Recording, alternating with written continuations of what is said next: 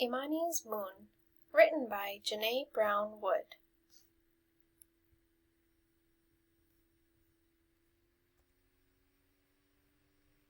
Imani was the smallest child in her village. "Look at tiny Imani," the other children teased. "She's no higher than a lion cub's knee." "Careful," they called to her, "don't let the meerkats stomp on your head. Mini Imani, you'll never accomplish anything." Day in and day out the children teased her, and Imani began to believe them.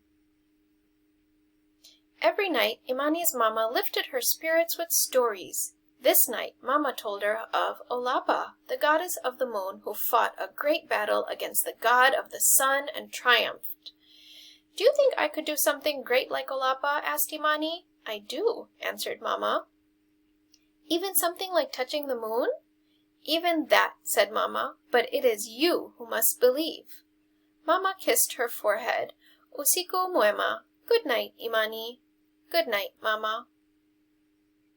That night, Olapa and Imani battled side by side in Imani's dreams. Together they protected the people of the earth from danger, flew through the sky, and guarded the moon. Imani stood tall and brave on the moon with Olapa beside her. The next morning Imani awoke, inspired to do something great. Today, she told herself, I will touch the moon. Later that day, Imani made her way through the village. "Look, it's Imani the ant," called one of the teasing children. "Where are you off to?" teased another. "Going to catch a ride on a beetle's back?" "I am going to touch the moon," answered Imani. The children laughed and followed her. As the moon grew brighter in the late day sky, Imani began to climb the tallest tree. The bark scraped her small hands and legs. On a branch above, Nyoka, the snake, appeared. "What's going on?" he hissed. "I'm going to touch the moon," answered Imani. "That's impossible," Nyoka jeered. "It's much too high." Imani climbed on. As she got higher and higher, climbing became harder and harder. She stretched herself to reach the next branch, but lost her footing and fell to the ground with a thump. "Maybe I won't touch the moon," she sighed. That night, Mama told Imani about Anansi, the small spider who captured a snake to gain a name for himself. "Mama, do you believe that a spider, so small and weak, could really capture a snake, so long and quick?" Imani asked. "I do," answered Mama. "Even if no one else believes it?" Imani asked. "A challenge is only impossible until someone accomplishes it," Mama said. "Imani, it is only you who must believe." Imani drifted to sleep and dreamed that she climbed to the top of the highest tree in her village, captured a snake, and made a name for herself.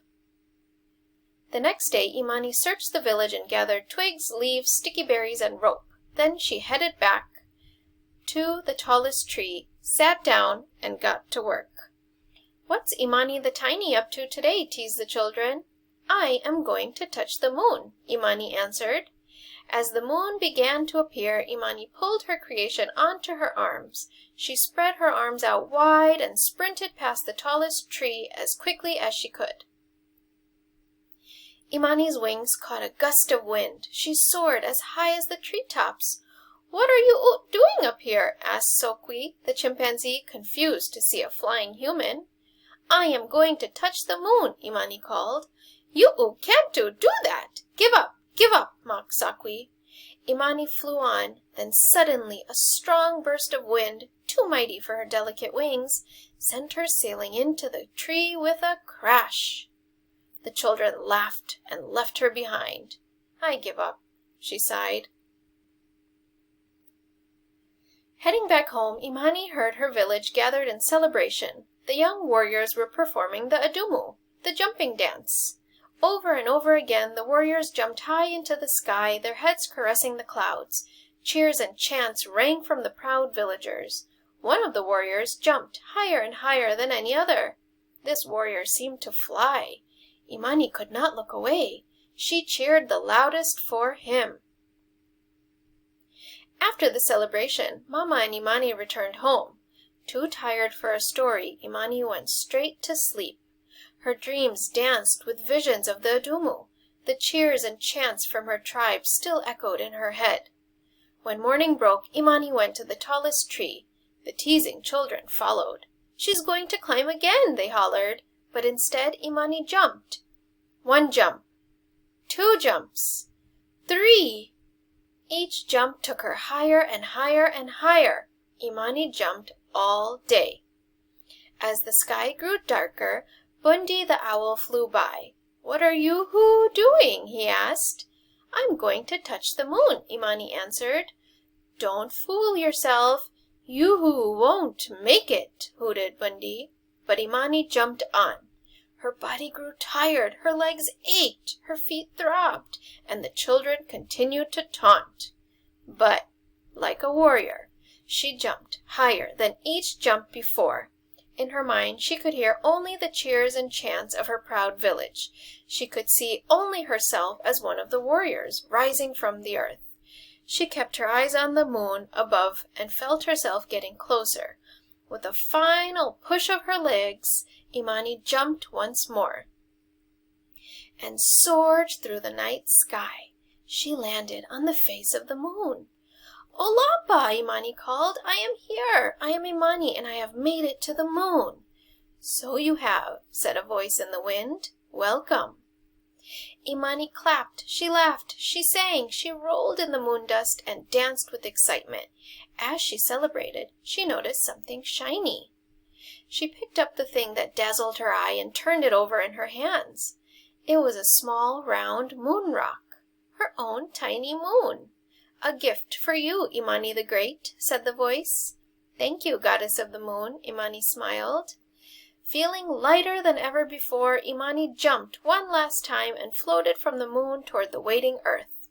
Down from the sky came Imani, the small girl with the small moon in her hand. All was quiet.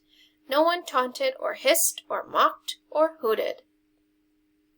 That night, Imani called to Mama.